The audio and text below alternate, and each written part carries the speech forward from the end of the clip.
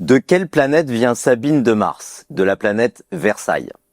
Yves Livre, avec Le Pavé du Canal, votre librairie indépendante à Montigny-le-Bretonneux. Bonjour Sabine de Mars. Bonjour Sylvain. Je suis ravi de vous recevoir. C'est la première fois qu'on vous reçoit dans cette émission pour ce livre. Alors il y a un bandeau qui cache un peu, mais c'est Au cœur de Versailles, Sabine de Mars, in octavo édition. C'est votre premier roman, je crois. Tout à fait. Et alors, voilà, ce qui m'intéresse, moi, ce qui nous intéresse tous ici, c'est de parler des Yvelines. On reçoit tous les mois des auteurs et des autrices de ce département. Et là, je crois que c'est la première fois que je reçois une vraie Versaillaise. Et alors, c'est pas totalement anodin, j'en parle pas comme ça. Versailles est l'un des personnages principaux de ce livre. Enfin, il y a même une belle grille du château en couverture. C'est quoi? Vous habitez Versailles, mais c'est quoi? C'est une passion. Vous avez une passion pour cette ville parce que on le sent dans l'écriture du roman.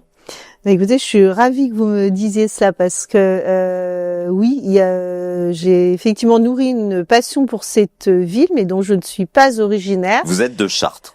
Oui, alors je suis juste née à Chartres, et ensuite j'ai vécu, toujours pas très loin en Île-de-France, et je suis arrivée à Versailles il y a une bonne vingtaine d'années maintenant. Et avant cela, j'ai fait des études de traduction, et donc je suis allée chercher à l'étranger beaucoup un lieu où je me sentirais bien. Les États-Unis. Voilà, voilà exactement 2 ans aux États-Unis, à Boston. Voilà, donc je parlerai dans le deuxième, la suite de ce livre-là. Donc il y aura une suite. Tout à fait. Déjà, c'est une info, d'accord. Oui, exactement, il y aura une suite, et donc voilà, du jour où voilà, pour des raisons familiales, je me suis installée à Versailles, j'ai appris à découvrir cette ville que je n'aimais mais pas du tout, au départ. Ouais. En fait, c'est ça qui est c'est vrai qu'on peut avoir une image, enfin voilà, il y a plein d'Yvelinoises qui ne connaissent pas Versailles, voilà, on n'est pas obligé de connaître. On peut avoir une image un peu, mais en tout cas, c'est pas une ville qui laisse indifférent. Voilà, c'est pas une ville qui laisse indifférent, c'est la ville des clichés, des stéréotypes, dans l'esprit de beaucoup, et quand on le vit, non. Bien sûr qu'il y a également ce type de personnes, mais pas uniquement, et heureusement, c'est comme partout. Et c'est vrai que moi je n'aimais pas parce que tout simplement je ne connaissais pas. Ouais. Et je trouve que quand c'est une belle leçon de vie aussi, il faut pas juger trop hâtivement. Moi je ne faisais finalement qu'y dormir, je travaillais ailleurs, je partais tout le temps en week-end en vacances ailleurs. Et c'est vraiment, ça c'est un petit peu bateau, mais c'est vrai que c'est quand j'ai eu mes enfants que j'ai commencé à connaître les autres parents, et que j'ai vraiment découvert justement des gens qui habitaient à Versailles, et les lieux, que j'ai commencé à m'y sentir très très bien. Et alors pourquoi ce choix d'en faire un personnage, l'un des personnages principaux? Parce que c'est pas un personnage, c'est un cadre. Mais en tout cas, voilà, on a vraiment l'impression de se balader dans Versailles. C'était un choix. Pourquoi Versailles? Pourquoi pas Paris? Pourquoi pas un lieu anonyme? Alors pourquoi Versailles? Parce que donc voilà, c'est vraiment une ville que j'aime, et je me sens légitime d'écrire sur cette ville que je connais maintenant. Je pense aussi que ça parle à beaucoup. En fait, je pense que ça interpelle un peu tout le monde, les Versaillais au premier chef, mais également les personnes qui n'y habitent pas, et même les étrangers. Voilà, Versailles, tout le monde connaît. C'est une ville mondialement connue, quoi. Enfin, on peut dire que le château est certainement le plus beau du monde. Sans être trop chauvin, je pense qu'on peut le dire. On va le dire. Donc, et c'est vrai que moi, quand j'écris, c'est tellement visuel. J'imagine toujours qu'on pourrait en faire un film. D'ailleurs, voilà. N'hésitez pas à me contacter si vous avez l'intention d'en faire un film. Alors, on va parler du livre. Donc, ça s'appelle Au cœur de Versailles. Au cœur de ce livre, on a une héroïne, Mathilde, qui vit quelque chose d'absolument perturbant, et quelque part, on a tous des témoignages, on a tous entendu parler de ça.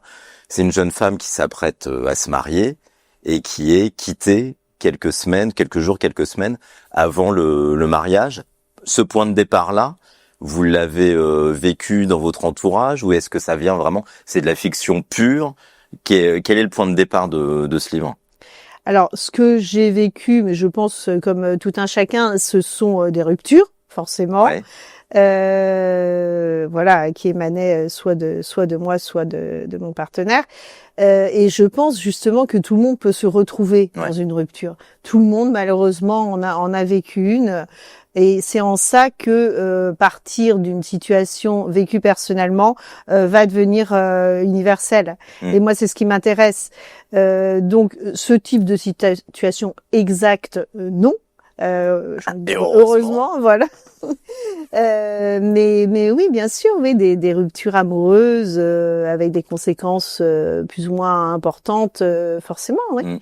Alors, il y a pas que ça. Là, en tout cas, c'est le point de départ.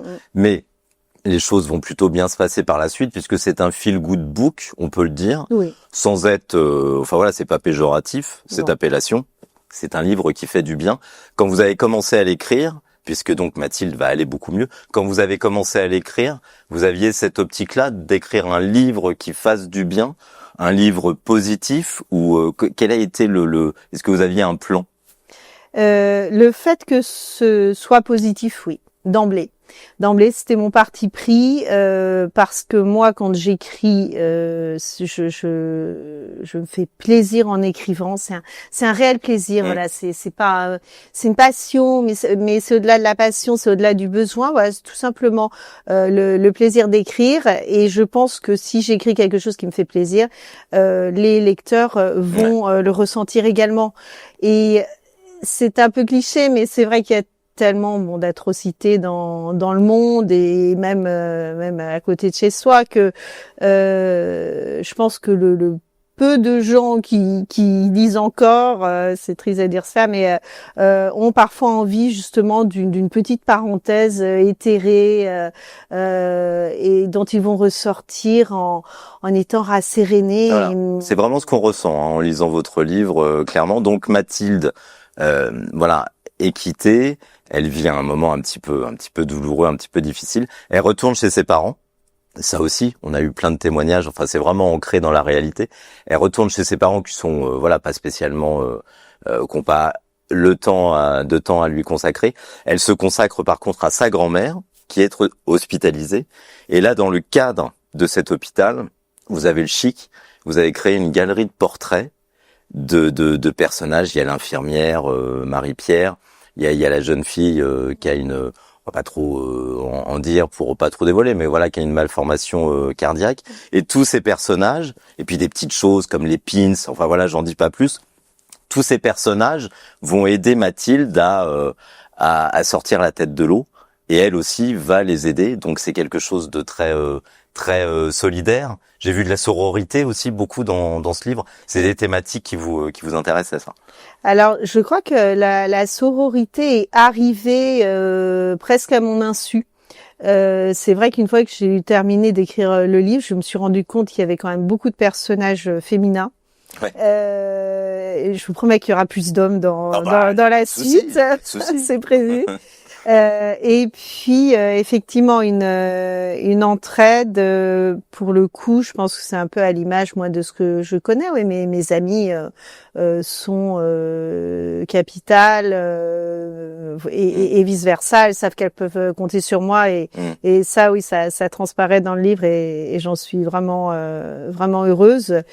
Le fait de se dire qu'on peut compter sur les autres et même sur plus petit que soi. Oui, ça c'est la grande leçon du livre. Ouais. Et quand on parle de feel good book, voilà, c'est pour ça. Hein, c'est les relations entre les êtres humains, c'est vraiment quelque chose de très bien senti dans ce livre. Il y a aussi des choses très originales. Enfin moi qui m'ont touché, comme les échanges de SMS. Je sais pas si on voit à la caméra, mais il y a des choses très graphiques. C'est quelque part assez. Enfin, c'est un livre très moderne. Quels ont été les retours de vos amis, notamment, quand vous avez fait lire ce texte? On vous a dit quoi? On vous a encouragé, j'imagine. On vous a aussi dit faut s'améliorer sur tel ou tel passage. Ça s'est passé comment? Alors, je ne fais lire à mes amis, famille que quand c'est fini. Voilà, ça c'est vraiment une règle d'or parce que sinon on s'en sort pas, on va commencer à douter sur tout. Et puis après tout, voilà, ce ne sera entre guillemets que leur avis, qui est pas forcément universel.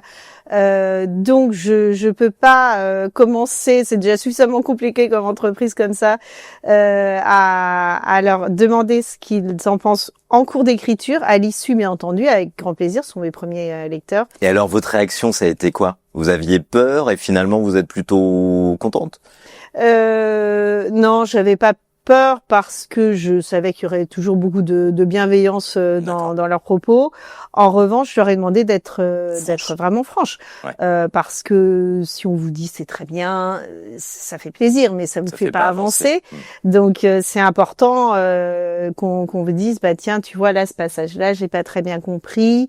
Ce personnage-là, bah là t'en parles en début et puis après finalement on sait pas tellement pourquoi il est là parce qu'on n'en reparle plus. Des petites choses comme ça. Ou des incohérences. Enfin, je sais pas. Tu parles de Forsythia en plein été. Est-ce que c'est très judicieux? Ce genre de choses auxquelles on peut pas. C'est presque un travail d'éditeur, quoi, qui dit attention, là, c'est incohérent, faut revoir la copie. Et vous avez mis combien de temps pour l'écrire? Alors, il y a une question toujours difficile parce que je n'écris pas in extenso. J'aimerais bien, mais voilà, exactement. Mais je pense que j'ai mis au moins 3 ans quand même. D'accord. Ouais. Et donc là, le deuxième, vous êtes dessus, il est en cours il est fini? Alors non, j'aimerais bien, mais non, j'ai écrit un tiers, en gros. D'accord. Comme j'ai repris un nouveau travail là en septembre, qui est un petit peu plus loin. Donc avant, j'allais en 7 minutes à vélo et maintenant je reprends les transports en commun. Et donc, ça me donne une belle bulle, une belle parenthèse de 50 minutes, 24 arrêts de bus pour écrire la suite. C'est utilisé à bon escient. Exactement. Alors juste, parce que c'est presque la fin de cette émission, mais juste sur le bandeau, ce qu'on apprend quand même, c'est assez intéressant. Vous avez gagné le premier prix du speed editing, et pas le speed dating, mais enfin, on comprend l'idée. C'était à Mency en 2024. Et c'est ce qui vous a permis d'éditer le livre. Ça s'est passé comment exactement? Oui, alors donc d'être édité, puisque c'est donc à compte d'éditeur. Ouais. Alors un speed editing, c'est donc organisé dans le cadre du salon du livre de Mency tous les ans. Donc c'est dans le 91, Mency, dans l'Essonne. Et donc cette maison d'édition, les éditions donc In Octavo, organise un concours. Donc vous savez que tous les éditeurs reçoivent donc une pile de manuscrits, voilà. Bon, certains demandent des fichiers, mais ça demande un temps de lecture important de toute façon. Et donc ils ne peuvent pas tout lire tout simplement. Donc en fait un speed editing consiste à mettre en présence donc la maison d'édition et des auteurs potentiellement édités. On fait le pitch. Vous avez 5 minutes, vous avez 3 minutes. Oui, en gros c'est ça. Oui, en gros 5 minutes. On fait le pitch. Si le pitch les emballe un petit peu, eh bien à ce moment-là ils vont lire le manuscrit.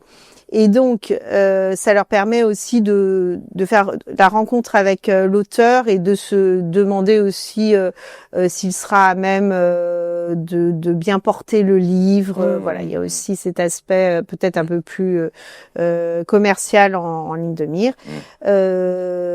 Et donc, le vainqueur est édité. Et donc, c'est comme ça que j'ai attendu. Alors, on attend longtemps qu'ils se réunissent, qu'il y a un consensus et plusieurs mois après, j'ai su que j'avais remporté en tout cas, bravo. C'est vous qui avez gagné le speed editing au cœur de Versailles. C'est chez In Octavo.